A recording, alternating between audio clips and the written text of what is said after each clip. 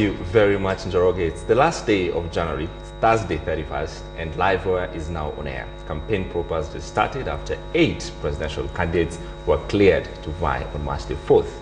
In this show, we will be doing nothing but opening up issues and discussing them in great detail, both on air and online.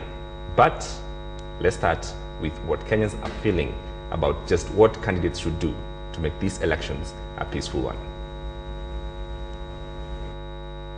We are pleading with our leaders to preach peace whenever they go to their rallies. They should not issue inflammatory statements that can cause mayhem between their supporters. I would like to appeal to party leaders, presidential aspirants. Not all of them, not all the 8 are going to win. At least 1 is going to win. But the remaining 7 should be educated on how to educate their voters. Celebrate the loss. The only way to have good civil election is to avoid the losers. Those who are going to lose know very well they are going to lose. So the losers should avoid using crooks to go and spoil the votes.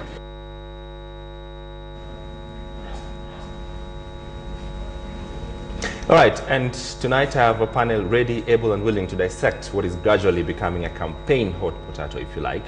Called presidential aspirant Raila Odinga was the first to fire salvos at his Jubilee counterpart, saying Uhuru Kenyatta cannot sort out land issues.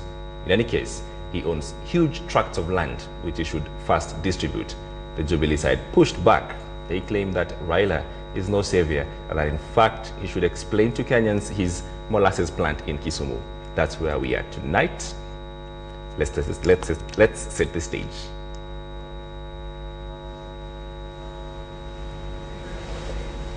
Nyumba wengine wanapigana juu ya robo eka ya shamba.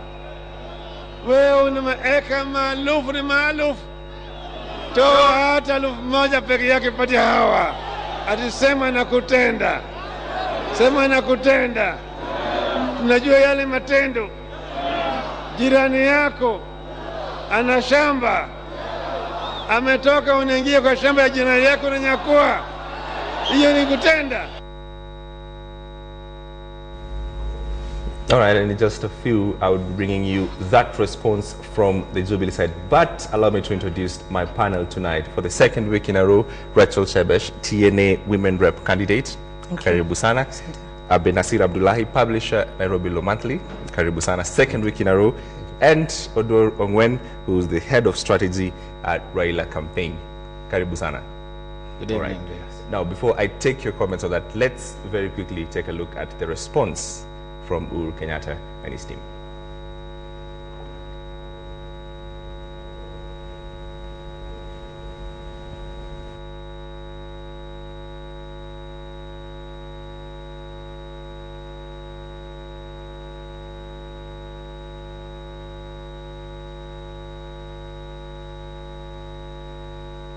Na sasa na nitasema mchana kwa sababu mimi saa ingine sitaki kujibu huyu mtu, lakini anasimama sasa akisema ya kwamba ati watu wamenyakua mashamba ya watu kule Rift Valley.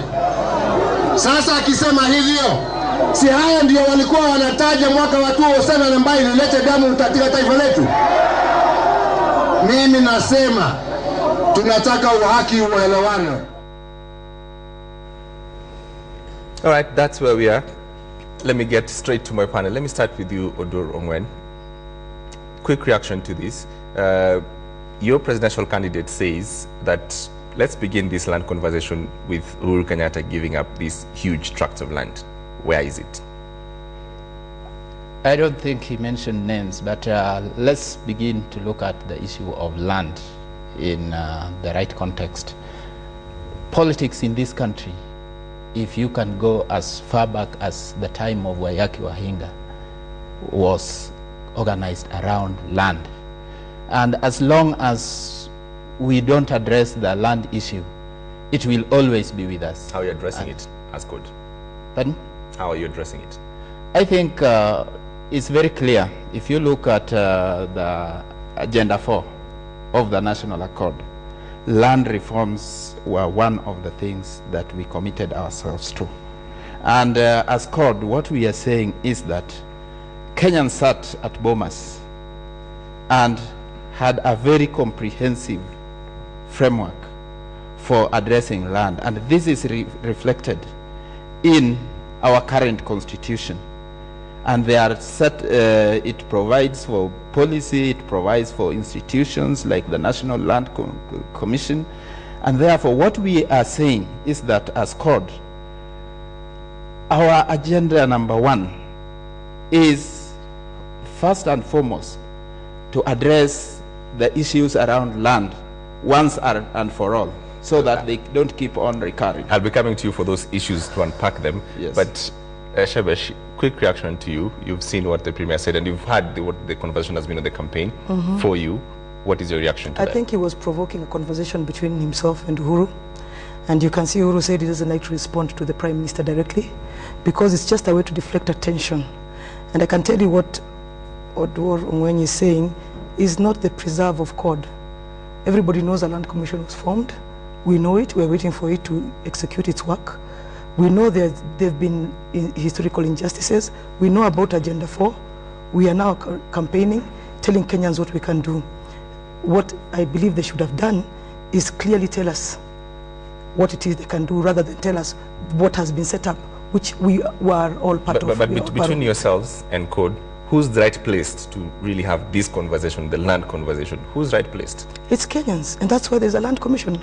There cannot be anybody better placed than the other, because historical injustices are historical injustices, and also the perception of propaganda on land is propaganda. I know for a fact, and I'm glad we're having this conversation for once, is my first conversation ever with Uhuru Kenyatta was on this issue of land, and he's very clear, and he has his facts. And if anybody thought that Uhuru Kenyatta is the problem with land, why hasn't he been taken to court? Yes, so where is it that there is any illegality, except it being a good campaign tool, which of course CORD will use, and we are sure they will use it, and we are prepared for it. For you it's propaganda? For me, I know it's a propaganda tool. Nasir, is it propaganda? Do we have any issues here? I think it's a very cheap shot from the Prime Minister really. I mean, he's not from us. He has lived in this country for God knows all these years. It's cheap shot in the sense that he's pretending to be concerned about the land issue when he's not really. I mean, nobody doubts that the land question is a land question in this country. I mean, and it's a hot political potato. But this is a Prime Minister who has been in power for 5 years. The docket of the land ministry was run by a close friend of his, James Orongo. He hasn't done anything. For him now to come and suddenly say, you know, Uhuru has so much land, I think that's very cheap. Although it appears, as the conversation is setting up, say cheap shot. Is it a cheap shot? Do you really have an issue to deal with, the land issue? Can you deal with it? I think to consider what the PM is saying a cheap shot, I think is being unfair to history. We know that immediately after independence, what led to the parting of ways between Kenyatta Group and the group that revolved around Jaramogi, Kagia, and so on was mainly the issue of land. When, contrary to expectations, Kenyatta did not address land and actually exacerbated the problem. And I think to say that it is coming up now, if you look at the ODM manifesto of 2007, and my friend Rachel was part of the group that put this together and supported it, land reforms were at the center of it. And the land reforms are not an issue that can be resolved by a ministry, to say that the Minister for Land is from his party and therefore he ought to have addressed it. When we are talking about land, we are talking about not just the ownership. We must address land in its totality, because 75% of Kenyans derive their livelihoods from land. And that's why we're here. Yeah. So very clearly for you. So when we are talking about it, it's not just about ownership. It's about utilization. It's about its management. I mean, the history of land problem is not in doubt. Everybody knows that there's a historic problem. What I have a problem with is for the Prime Minister, suddenly to wake up in a campaign rally and shout, that Uhuru has so much land. That is not a solution. I mean, that's why I'm saying that's a gimmick, it's an election gimmick. It doesn't help. I mean, it's a cruel joke on landless people in this country for the Prime Minister to say that, Uhuru has so much land. If he has serious, proposals on how to solve the land problem, he will have done it long time ago. Yes. Let me just come back to before I bring Shabash to this. Yes. If today, on March the 4th, Raila Odinga is elected as the president of this country, clearly what will he do? Number one, very clearly and simple, to sort out the land problems. I think it's not only one thing that he will do. What will be his beginning? Where will he start? The beginning will be, first of all, to document the land problems, and they are there. But you have the history. For example, there is the Pokot land problem, there is the Shabaut land problem, there's a land problem at the coast. So that is number one. Number two, as he has already done, recently he put up a team to look at the grievances of people at the coast. And this must be done with all the communities that have these grievances. Number three, we know that justice on land does not necessarily mean reversing what had happened, but you must dialogue with the affected communities so that you address this. For example, definitely we can't return Nairobi to the Maasai, but the Maasai must feel that their grievances around land are being addressed. So there is the issue of dialoguing with these communities. There is issue of also establishing land that was not acquired within the law. And we have tracts of land that were acquired outside the law. Hang on to that. Yeah. Let me start with Maasai issue of land in Nairobi. The biggest issue on land in Nairobi is that it is owned by private individuals, and then slums were built on it. Hence the reason why people have this big joke around Waitito and throwing stones, because it is always about protecting those slum dwellers who have actually built on land owned by rich individuals in this country. It's not even about the Maasai. I wish it was, but it's not. And so the first thing that we do have solutions. First thing that we do, for example, in Nairobi, is to really sit down and look at the legality of those who own that land, and the fact that there are many thousands, hundreds of thousands of people living on their land, and see how to compensate those people for their land, and then ensure that slum upgrading is done in a way that those people in the slum then benefit from that land that government will have paid back. Number two, there are communities like the Nubians, for example, here in Nairobi, who have historically claimed land in Kibera. You cannot ignore. Those are the historical injustices we're talking about. So what do? You want to upgrade Kibera, you must consider the Nubians as the first owners of that land. And therefore, the suggestion of the Jubilee government would be that as you're putting up the high rises, give the first 2-3 floors as ownership to those Nubian families that are there, so that they own them, they do business with them, they live in them, and let the government run the rest, because you will never take away their right. But let me even talk about the bigger issue of land. The bigger issue of land is this, is that Kenya's land has not even been touched to its potential, not even half of its potential, I think not even quarter. If we put in infrastructure, roads, water, electricity, in parts of this country where it doesn't exist, we open up land. We keep fighting about land just because just a small piece of it has infrastructure leading towards it. Even in Mombasa that he's talking about, there's a long beachfront that goes up to Somalia. The only reason nobody cared about it is because there was insecurity in Somalia and there's no infrastructure. But if Somalia becomes stable and infrastructure is taken, you will not be seeing people competing for beachfronts for 100 million, because there will be enough for everybody. What I'm trying to say is, look at what happened in Delta the other day. We had an irrigation scheme in Bura. What happened?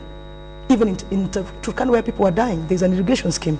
What we are saying is that there are ways to resolve the land problem, because land is about what you can get from the land, the resource you can get from it. And a government that is serious needs to develop that. The history, the conversation with the communities, that has been done time immemorial. What needs to happen is action. That's not a solution, Odur.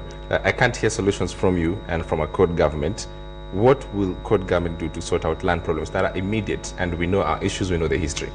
What are the immediate solutions? I want you to get me very clear on this. about the Code government.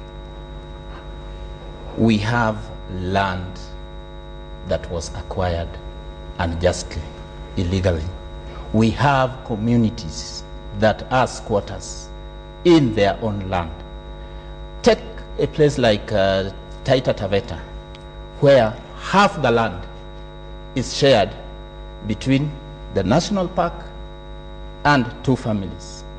And this is where we have the highest number of squatters. These squatters are Kenyans. These squatters have a right to have a place that they can be buried. They have a right, if they don't have any other means of livelihood, to get a place where they can grow even vegetables. And therefore, what we are saying, the land that was acquired legally, nobody is going to interfere with it, because we respect the law, we have the constitution. But almost half of the arable land in this country was acquired illegally. We have, for example, so what are you going to do with that land that was acquired illegally? Pardon? What are you going to do with that land that was acquired illegally? I think that the people who have got genuine claim to that land have got to be involved, even if it means compensating those who acquired it illegally, but at least so those who claim it must be able to have access to use of that land. Pardon? Is the government compensating them, or who is compensating them? Whatever way it is, but whether if it means the government compensating them, but at least to make sure that Kenyans who legally have a claim to that, their rights are addressed. I think, frankly, I think Kenyans are tired of this periodic rhetoric, that comes up every 5 years about land. Let's be fair. Both Raila and Uhuru have no plan on how to address the land problem. They are from the royalties. If Paul Mutet says he has plan for land, I will listen to him. But I will not listen to Raila or Uhuru. These are 2 people who are from royalties. They have, they have no time for the poor man's land problem. Don't be deceived by these manifestos and these election gimmicks you hear. These are from the ruling class. The problem of land is for the common man. And this, you have to understand, they are from the different spectrum of the class society in this country. So Kenyans should realize that both Uhuru and Raila will not address that land problem. That's my view. We will be where... Is Abdinassir saying that we don't have a land problem, or that it should never become a political issue? What I'm saying is that Raila has no idea about the land problem in Kenya, about from the election, and the same applies to Uhuru. If someone who understands the poor man's problem on land talks about it, and I've given you the example of Paul Mutet, because he talks about it, I will listen to it, but I will not listen to what Raila or Uhuru tells me about land problem. And I think Kenyans are of similar view. The issues they write in manifesto are things, draftsmen write. When are these manifestos adopted by the party? The manifesto is written a few weeks to the elections, and they write these things. And you believe it. I think why people will have more confidence in Uhuru, and Uhuru has never been president. So you could probably judge those who have had the power to have a government and a system that works. But Raila has never been president too. He's been prime minister. But let me say this, and he was supervising the government. But what I'm saying is, why I don't agree also with Abdinassir on this issue is because this is a government that is working as a team. It's not an individual.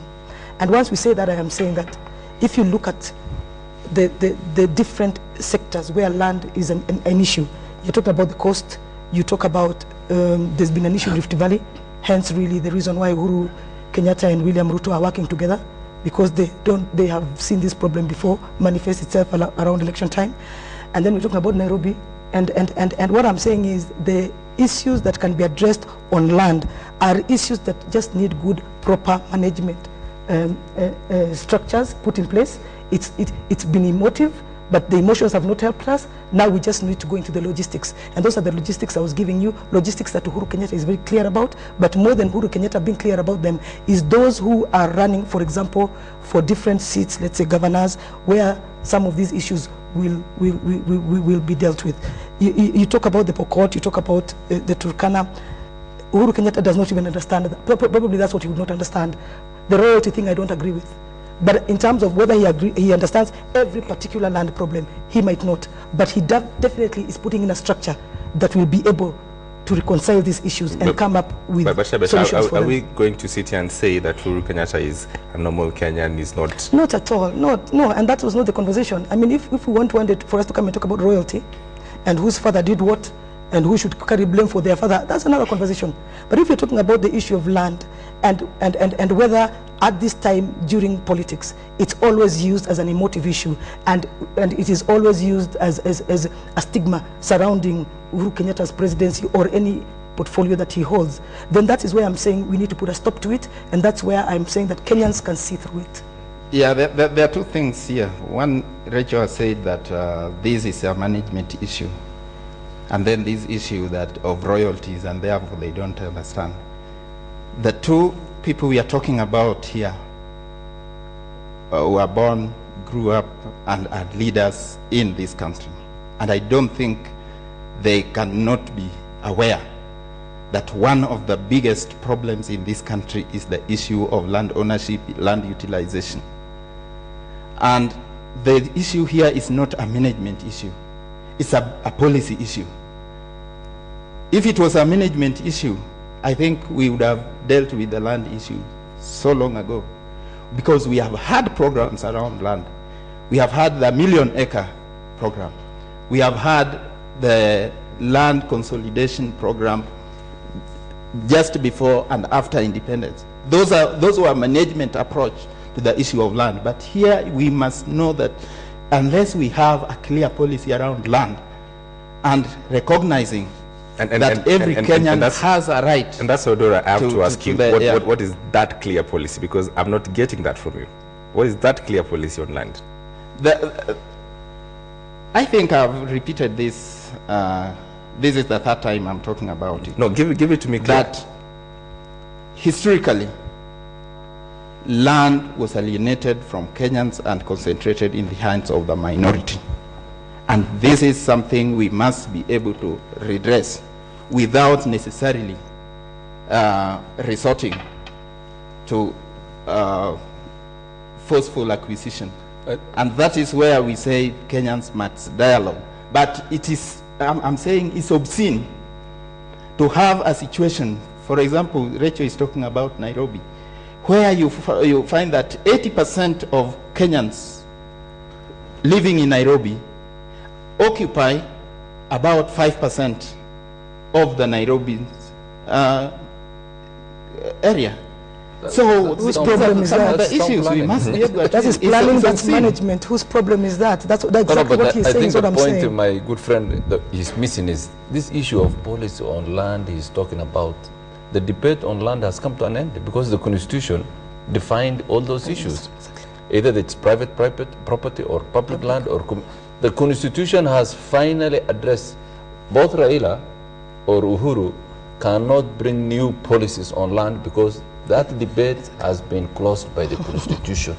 Yes, if you read the Constitution chapter on land, it has addressed all these issues. So, for example, assume Raila comes president and says, I will redistribute the land. He can't do it because the Constitution will not allow him. If Uhuru comes to power and says, I will redistribute land, he can't because the Constitution has defined those issues. So please, let us stop this rhetoric. Because for at least some of us who know one or two things about the Constitution, it's high level of absurdity for this campaign manifestos and rhetoric. All right, moving forward, do you think that land would be an issue in the campaign trails? We've seen how it's being played out. We have less than 4 weeks. Do you think it's going to be an issue for you? It obviously will be, because as I've said, we know that's probably the biggest propaganda tool that CORD will use against Jubilee, and as I said, we are ready for it. But more importantly, it is to try and build up some, because it's an emotive issue, land is an emotive issue, some resentment around those who probably we are working together with. Remember that we're in a coalition, TNA and URP, and this is two areas that have always had historical injustices and issues around election time. So of course, that will be a soft underbelly that they will be looking to punch in Jubilee anytime they have a platform, and we are prepared for it. Odur, Yeah. are you using this as propaganda? Is this pure propaganda for you and for your candidate and your campaign? If it be propaganda, then our struggle for independence was propaganda. If it be propaganda, then the kind of ideological parting of ways we saw immediately after independence was propaganda. What we are saying is that the land issue is real, and the more we bury our heads in the sand thinking it will just go away, in fact we are postponing a problem.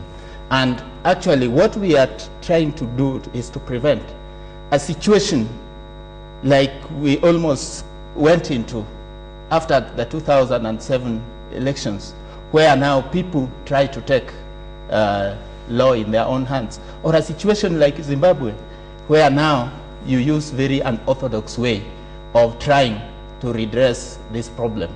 That's why we are saying it is time we woke up and not postpone this problem, because it is real. And therefore, even if it's not an issue in this election, and I think it will be an issue, then even if Raila becomes president and he doesn't address the land issue, it will be an issue in the next election.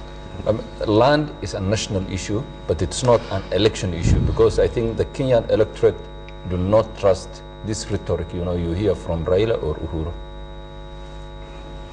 And I know we are being lumped together, but I'd really like to be clear that we have not used the land issue politically at this particular time, and we have been very clear on what our campaign platform is, and it may be rhetoric. It's being used one side of the campaign, one side of the divide, but certainly not by us, because as he says, we know that Kenyans can see through it, and that's not the game we want to play this particular campaign. All right, gentlemen and gracious lady, let me bring Odenda Lumumba from the Kenya Land Alliance, who's on phone and has been listening to this conversation, to give us his thoughts and his reactions to what we've discussed here. Lumumba, can you hear me? Yes, I'm hearing you, please. What's your contribution this evening? Yeah, first and foremost, I must say that I do appreciate the persons for their effort to try to answer the question. But they are basically vying away from the issue. The land problem in Kenya is above the government of the day. It is already within the state apparatus to deal with it. This was provided for when Kenyans chose that the National Land Commission will be the one to deal with the land governance in the country. And if you consider the land reform being about restructuring and redesigning property structure, use and production structure, support service infrastructure, then I can say without an oil batting the eye that both the Code and Jubilee alliances are not giving us how they intend to deal with the land issue. Right, I think we've lost Lumumba there, but he was making his contribution. I will try and get him back online. But clearly, we're talking about yes, this. I think he's making the point that I'm making, that this, of course, the Constitution addresses now land in a certain perspective, and then there's the Land Commission, which will address how land, all issues of land. So whether really Raila says that he will bring land to the table, or Uhuru says same, it does not hold any water. I mean, my good friend is here, Prime Minister, cannot bring anything new to the table on land matter, because the Constitution defines how land will be addressed. There's a Land Commission that will have a monopoly on those issues. The Prime Minister, the next president, can make good speeches on land, but he cannot bring tangible issues on land outside what the Constitution provides. And for you? I agree 100%. And what I'm saying is, what needs to be interrogated is where these particular gentlemen have held a position and have been, have in any way, one way or another, dealt with the issue of land in their different portfolios. Let's just use that as a gauge. And that's why I'm saying you're able to gauge that during the time that Uhuru Kenyatta was Minister for Finance is when the irrigation, money for irrigation was pumped in, and that's when we put up all these irrigation schemes. All right, we have Odenda Lumba back online. Lumba, if you're hearing, you were making a contribution, but very quickly, Odenda, as you make your contribution, you've heard what has been happening on the campaign trail, and we have to put this in context in terms of what we've heard from the CORD presidential candidate and the Jubilee presidential candidate. Yeah, my very precise point is that the land issue has already been outlined very clearly in the Constitution. In the land chapter, what is really required is stipulated as a mandate within the National Land Commission. For instance, the issue of historical land injustice is supposed to be investigated by the National Land Commission. None of the candidates is telling us why up to now they have not appointed the National Land Commission. We just don't get it. Two, is the issue that the Constitution clearly says no property will be protected which was acquired in an illegal manner. So the issue of the review of the grant and disposition for public land is an issue on table constitutionally.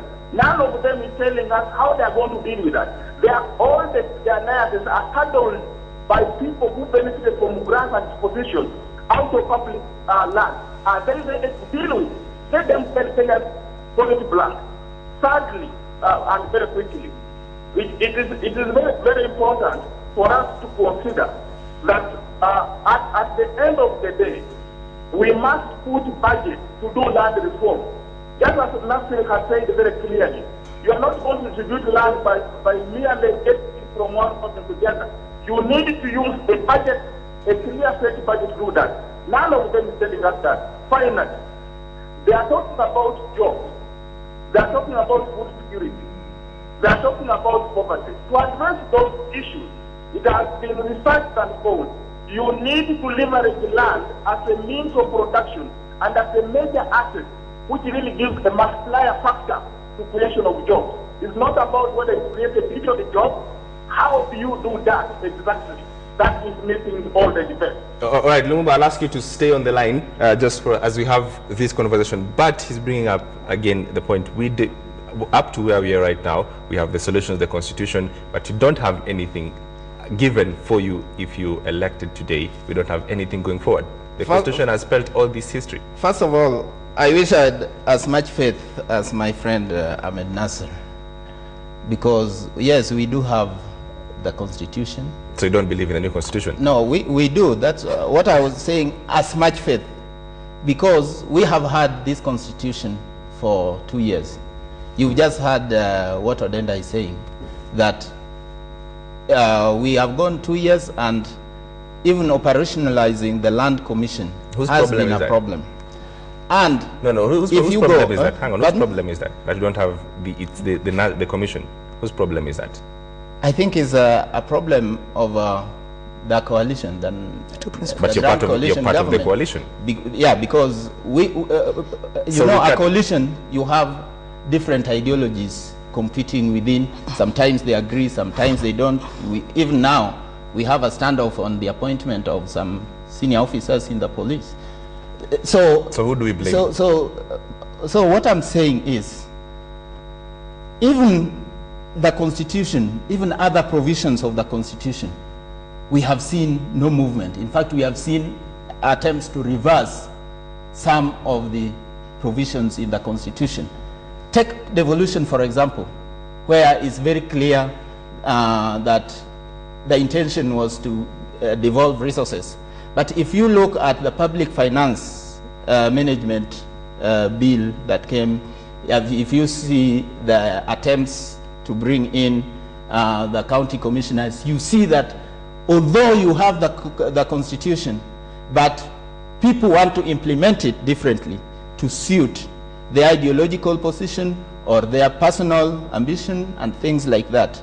So we cannot be sure, even with these provisions, that unless you have clear understanding on what the problem is, that you will be able to allow that Constitution to breathe the fresh air that it's supposed to breathe into the whole issue of I think my friend is propounding on a very dangerous hypothesis, which is that policy is more important than what the Constitution is.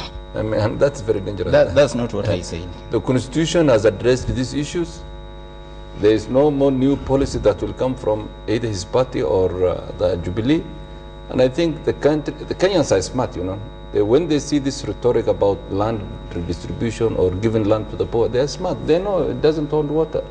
And actually, you will lose votes if you continue propagating that. So I think parties should really move on this point. Lumumba, let me just bring you to this conversation. You've had this contribution, and I need to take your vote right now very quickly. For you, between the Jubilee and CORD and what they are saying now, who do you believe and who do you trust?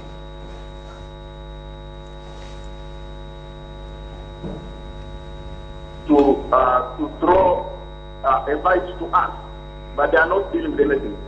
I would basically want from either Jubilee or CORD to tell me, is it 10% of national budget they put to national land reform or to land reform? Is it 5% or is it 0%? It's not I think that's the only way committed if you want to address anything.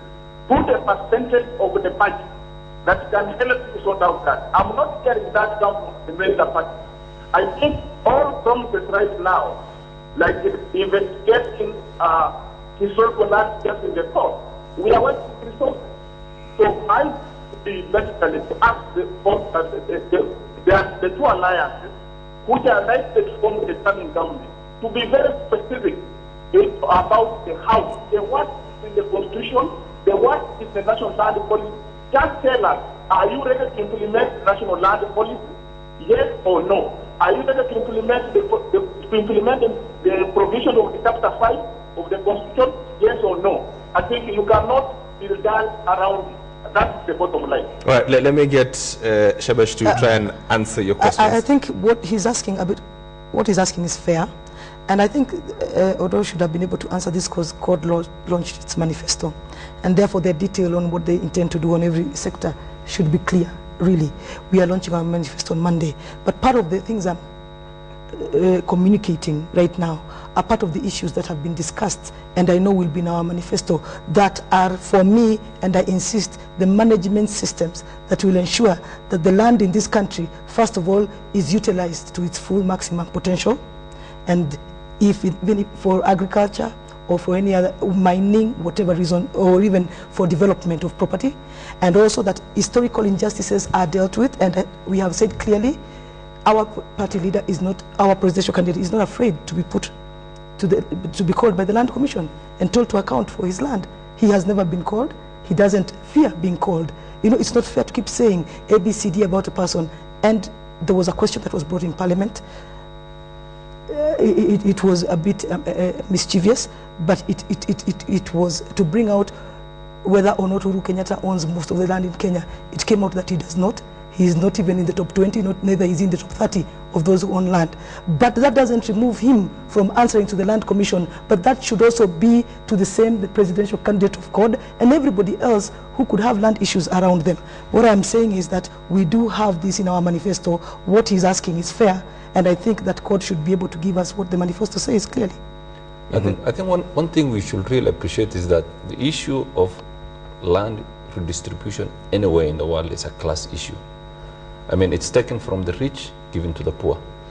And then normally, if you look at, for example, in Latin America or even in Asia, you will never see men with the background of Raila and Uhuru ever redistributing land to the poor. It has never happened. It will never happen.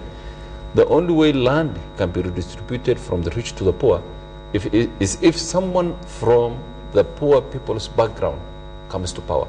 But you have to understand the background. I mean, these are Raila and Uhuru have never experienced a land problem in their lives. They have never had land problem. They never had a problem with, where to stay or where to farm or where to go for holiday.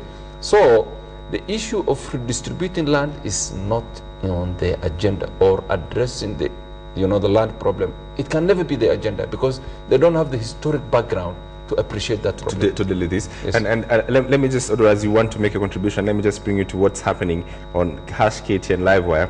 And this is a tweet that says, neither Uhuru Kenyatta or Raila Odinga can sort this problem. They are all royalties. as we stand now, no one believes your story. Odur. Okay. My answer to Odenda is yes, in our manifesto it's very clear that we are committed to fully implementing the National Land Commission. I think that one is in black and white.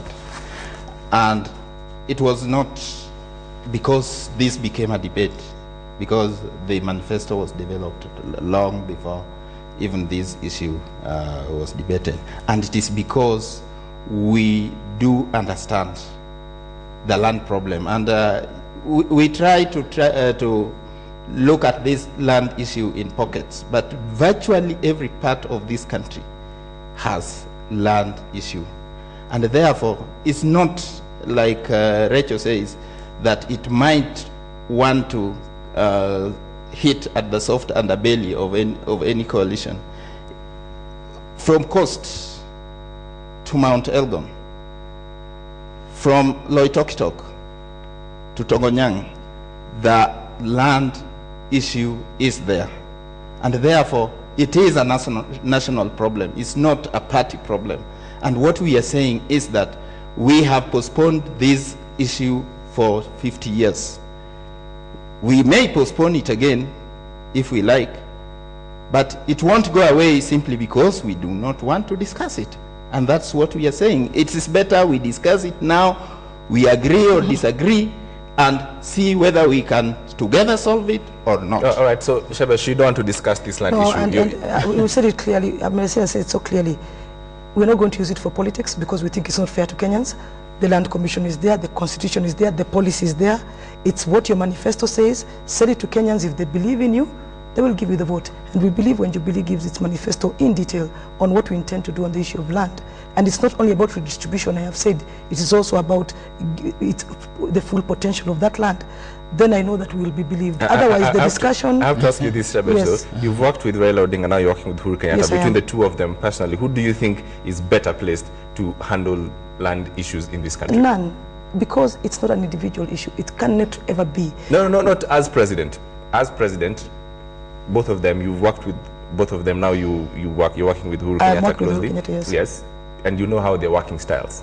And so, I'm telling you, the first conversation I had with Uhuru Kenyatta, which convinced me actually about his presidency, was on land. So from where you stand, I believe even on the issue of Kibra, he has a better solution. I believe on the issue even in Coast, he has a better solution. Than Raila Odinga? Yes, he does. You? Odor? I agree with Rachel that it's not about an individual.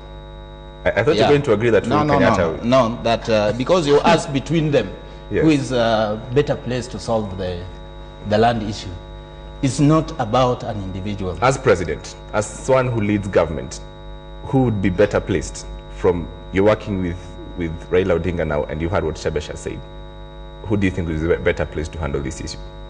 Obviously, from me, you expect that it is Raila Odinga because he has thought about you work for him, because he's got a vision for it and he's put this in black and white. And I believe him because I know whatever he says, he delivers. All right, Abdinassir. Neither really. He had said it. Neither really for you. Yes. You're watching KTN Livewire. Very quickly for you, have to take a vote on that statements that I played earlier on. What's your vote? Both statements, both Raila Odinga and Uhuru Kenyatta statements. I don't agree with whatever Raila said, of course. And I agree with what Uhuru says. Yeah, what for you? I believe it is the opposite. What Raila said is the truth. Don't put words in my mouth. What I'm saying, it is basically what he said is a reality. That we have people struggling over very minute pieces of land, while there are thousands of acres lying idle because people who own them cannot even be able to productively utilize them. So what would be your vote? That is true? It's true. All right. Abdinassir, for you? I mean, the land, what I'm questioning is his motive really. I mean, addressing the land issue at this point in time when he has no history of addressing it. That's the problem I have with it. Yes. So for me, it's a worthless statement. Yes. Neither here nor there for you. Absolutely. All right. Well, let's play for you that statement and how it's being voted right now. Wakenya wengi hawana mahali ya kujenga nyumba. Wengine wanapigana juu ya robo eka ya shamba. Wewe una maeka maalufu na maalufu. Toa hata elfu moja peke yake pati hawa. Atisema na kutenda. Sema na kutenda. Tunajua yale matendo. Jirani yako ana shamba. Ametoka unaingia kwa shamba ya jirani yako unanyakua. Hiyo ni kutenda.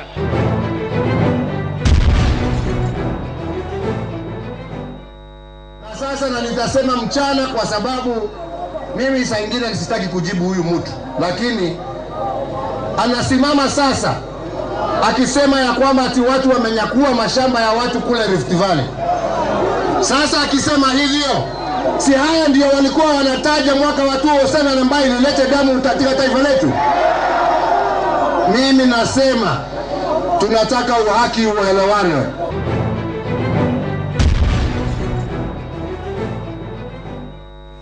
Right, that's how it is at this hour, and I need to wrap up this land issue before we move to the next issue. Odor, for you, do you really have a clear policy? That's the question that's being asked. Does CORD really have a clear policy that, for the people who are watching tonight and Kenyans who have myriads of problems with land issues, do you have a clear issue that you can explain to every Kenyan without going back to history, without clear issue, basically, for you to just say, when we get to March the 5th and CORD is in government, the first thing that CORD will do ABC. Do you have that? Or you're still formulating that? We do, and it is in our manifesto. What is that? I have said we will faithfully implement the national land policy. Number 2, we will promote equitable access to land. And I said, even if it means compensating those who acquired some land illegally, so that we eliminate the squatter problem. Number 3, we must be able to guard this situation where land has been so much commodified that now sometimes families are left landless because people have mortgaged land. Number 4, the issue of access to land and other property by women. So we have a whole comprehensive policy on the issue of land. Is he convincing you now? Is he telling you the same thing he's been telling you in the half an hour ago? All these issues he's talking about are in the law, you know. The right of women to private property. There's a whole matrimonial property act. I mean, he's not saying anything new. The only thing that alarms me a little bit is when he's saying the issue of redistribution, the equitable redistribution of land. I mean, that's like, you know, I think a Mugabe manual, which may scare many Kenyans. I mean, the land issue, as I have said many times, has been addressed conclusively by the Constitution. Nobody can act outside the Constitution. And I think, as Lumumba rightly said, what you can just bring the issue, what the new things the next president can bring, it's just the issue on how, you know, to invest more money in, for example, town planning and other issues. But the land issue has been settled. It's a constitutional issue, settled. Final word on this land issue. Yeah, I would really like to ask and urge Kenyans to watch our manifesto launch on Sunday, and also for the presidential debate that issue is engaged totally, because I know that Uhuru Kenyatta is ready to engage it. But I want to say categorically that we will not politicize the land issue, even if it is to gain a few votes. We will not do it. Because it costs us a lot in this country. It is lying to Kenyans. And as we have clearly said, it has been sorted out in terms of policy and constitution. It needs management. That will be spelled out clearly in our manifesto. Some of the issues I've mentioned here, but we will not play politics with it. All right, that's how we went on the national land issue. We need to go back to another issue that's starting to pop up again. Is this a propaganda, or is this a campaign issue, or is it a reality? Take a look at this. Mheshimiwa Ruto alitoka kazi ya waziri miezi mingi iliyopita, miaka mingi iliyopita. Mheshimiwa Uhuru Kenyatta alitoka hana ofisi ya waziri mpaka leo. Sasa huyu makamu wa rais na huyu Mheshimiwa Raila Prime Minister, itakuwaje wao walio ofisini ambao wanatembea na magari ya ofisi, ambao wanakula mishahara ya ofisi, wageuke tena waseme ati sisi ndio tunatumia vitu vya serikali? Hiyo kula ukweli hapo kweli? All right, state resources. Who's using state resources, who's not using state resources? Shabash, let me start with you. I wish I could do proper investigation, but just on the face of it, it's true. William Ruto is no longer a minister, stopped being a minister a long time ago.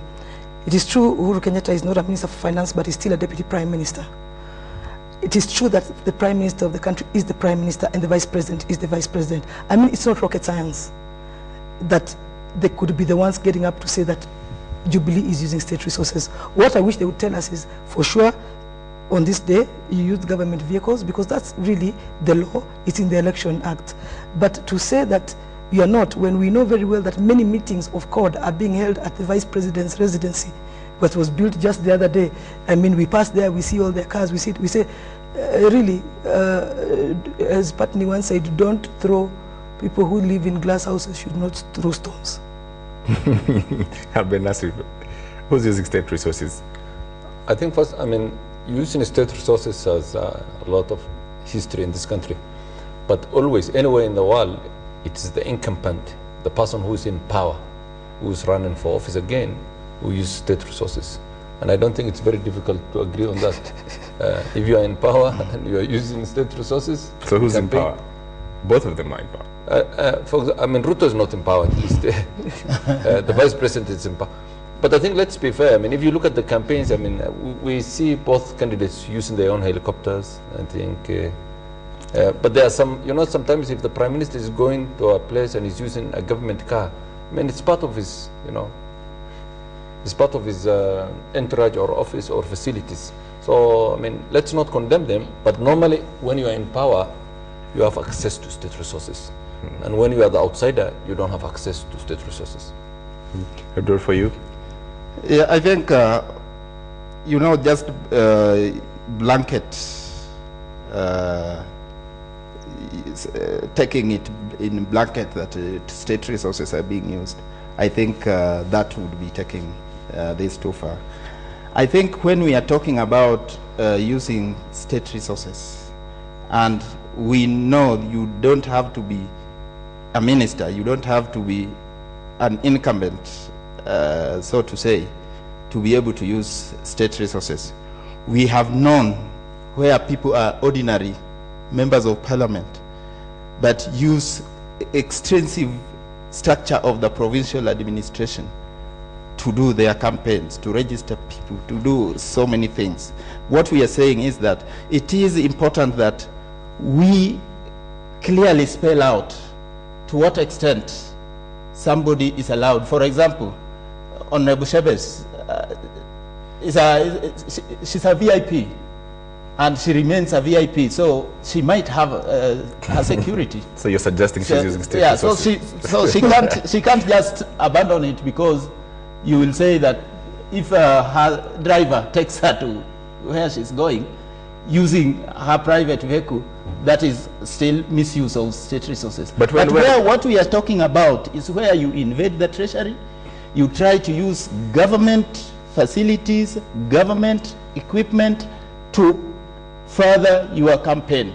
For example, Prime Minister remains a Prime Minister wherever he goes. The Deputy Prime Minister, Uhuru Kenyatta, remains a Deputy Prime Minister, and there are certain state entitlements as a Prime Minister he's entitled to. But to use that office to organize your campaign rallies, to use government vehicles to ferry people to your rallies, to use government resources for furthering your political ambition, I think that should not be allowed. I think, James, you should have been a bit clear where that statement came from. Mungatana was responding to a statement that had been made by CORD that Jubilee were using state resources. I think it's a bit important Yes. for you to make it clear, because that he is where we're seems to be starting getting from. it wrong. Because that Could you have played what he was Because responding what- to? Because you know we But are what- discussing what- this in abstract. Yes, what was Yeah. being responded to, because I was in that rally where Mungatana responded, was a statement that had been made previously, I believe, by one of the top court leaders. Either it was the vice president or prime minister, I'm not sure. But they had said that Jubilee is using state resources. And what I said is, it's not rocket science who is still a government official, and who is not. It's not rocket science. And we did put provisions in the law that dealt clearly with that. So all they need to do is write to the IBC and say, on this day, but that's not what's happening. It's just a general statement being made, again, to create some kind of propaganda, again, to win a war, which is But, not going to be won. I think, to be fair, in terms of incumbent and outsider, when you look at CORD and Jubilee, I mean, Jubilee looks, CORD looks like the incumbent, and Jubilee looks like, you know, the guys who are fighting from outside. So, as you rightly say, there are some things that attach to a person because of the office, and we have to understand that. But if someone is using government resources, it's more, I'm not saying 100%, but it's more likely that it's the person who has the levers of power. So, as we try and wind down this and be clear, for you and for CORD and from the conversation you're having, do you think the other side of the coalition is using state resources to further their political ambitions? That's the question tonight. Now, as Rachel says, unless we kind of list on this So day, as they of- use this. as of now- And as of now, I can't say because I don't have the evidence. Yeah. For you? Excellent, yeah. The other side of the coalition, are they using their... No, we didn't even accuse them because, as I said, we are not the ones who came with the accusation. If we were told to look for it, we could look for it. But as Do I you said, think you'd find it? it's not our business. Of course we would, because they are incumbents, and as I said, these provisions, there is some leeway. But for sure, we are not the ones who came up with that statement. I know that our party is using a lot of its own resources, and you know we have done a lot of fundraising through many open, transparent systems. Therefore, really, I think it's a conversation, again, that was being had for political mileage, not because of its facts. I need to wind this down. I need the voice of reason to this. It appears that we'll have coalitions for probably the rest of our lives in this country until we find, real political ideals. So does that mean that then the entire political class will be funding the political class to be furthering their political ambitions? Actually, first I agree with him in the sense that unless we have empirical evidence of people misusing government resources, I don't think we should condemn either CORD or Jubilee. But I think this election is a little bit different from the others, because I think people are using more of their resources, whether from private or from donors or from deals, if I may put it. Unlike from in the past when people were using government resources. And I think it's a step in the right direction. We just need more watchdogs, people who audit these two parties to ensure that government resources are not used for political campaigns. All right. Thank you very much for that vote. I'd like to bring another issue to your attention now. And yesterday, the Jubilee deputy presidential aspirant, if you like, or candidate, William Ruto, was at KTN Studios, and he was being interviewed where he touched on wide ranging of issues. And I'd just like to bring a piece, just a segment of what he talked about, and we will be talking about this in just a short while. Listen to this. 1980, I was in Standard 7. I was reading about William Timama. Okay. And I thought William Timama was in the league of Vasco da Gama. That's so funny. All right, William Timama in the league of Vasco da Gama. Shebesh. I think William is becoming funnier by the minute. It's really amusing. But I think I understand what he's saying. There are some politicians who have been in politics for so long that they are respected, yes, but because they continue to be in politics, people have now, there is now a tendency to ask, but really, at what point are you going to decide enough is enough?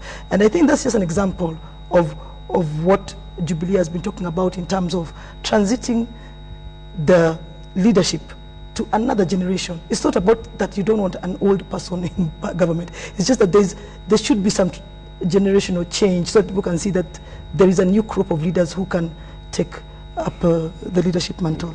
I think hilarious, if I may say, but I think he's talking of these political dinosaurs, and actually I think the only country where there are older people in politics than Kenya is Italy. But if you look at, for example, Cameroon's government in England, or even Obama's. I mean, there are young people taking over power, and most of Europe is the same.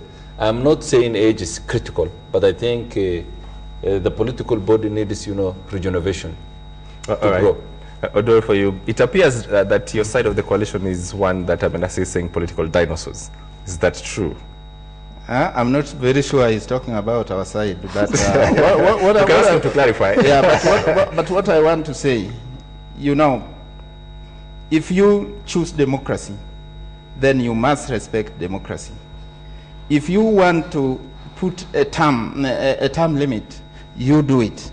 But as long as people can go to the electorate and convince them, and they believe if you stand William Ntimama with an 18-year-old, and he's able to convince the electorate more than the 18-year-old, what's wrong with that?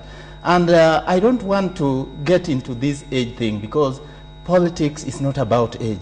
It's about ideas, it's about your vision, it's about how you want to manage society.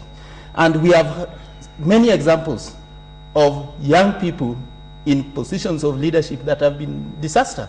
Take Samuel Doe, for example, who became president at 29, and compare it with some people we know who got into, Mzee Kibaki got into power when he was 71. If you compare Samuel Doe with Kibaki, you would be ashamed of Doe's age. We have also old people who have been a disaster, and I don't want to mention names. So here it's about your ideology, it's about what you stand for, it's about your capability to serve your society. I'm not saying for you, it's capability, not about age, really. I think the point he's not getting is that there's a correlation between age and ideas. Yes. So we're saying it's very important. And the analogy he gave of Samuel Doe is again wrong, because Samuel Doe did not come with ideas, he came with a gun. To take power. But I agree with this. I mean, but ideas are important. Ideas regenerate the political body. Young people are associated with ideas. I mean, I'm not saying, I agree with him that in a democracy we should allow also the old to run. But I think, we always talk, we always hear, it's the time of the young, the youth. And that there's no problem in my view with, a 70-year-old running for the president.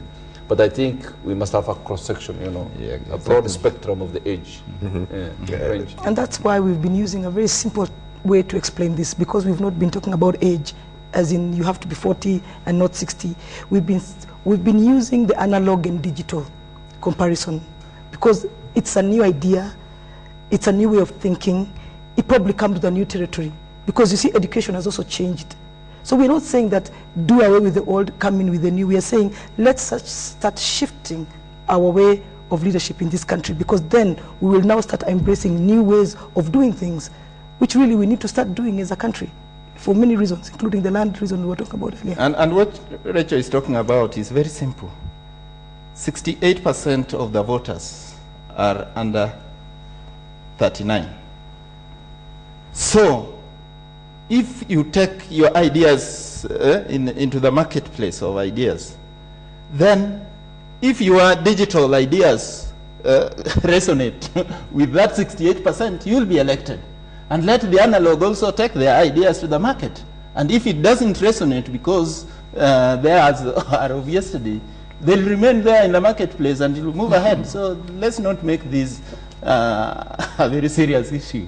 But it's very serious. It is very serious, as William Ruto did put it yesterday. So this comment by William Samuel Ruto is somewhat true.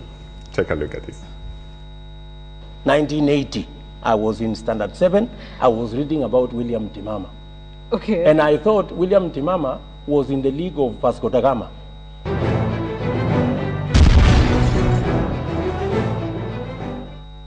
All right, I need to wind this down.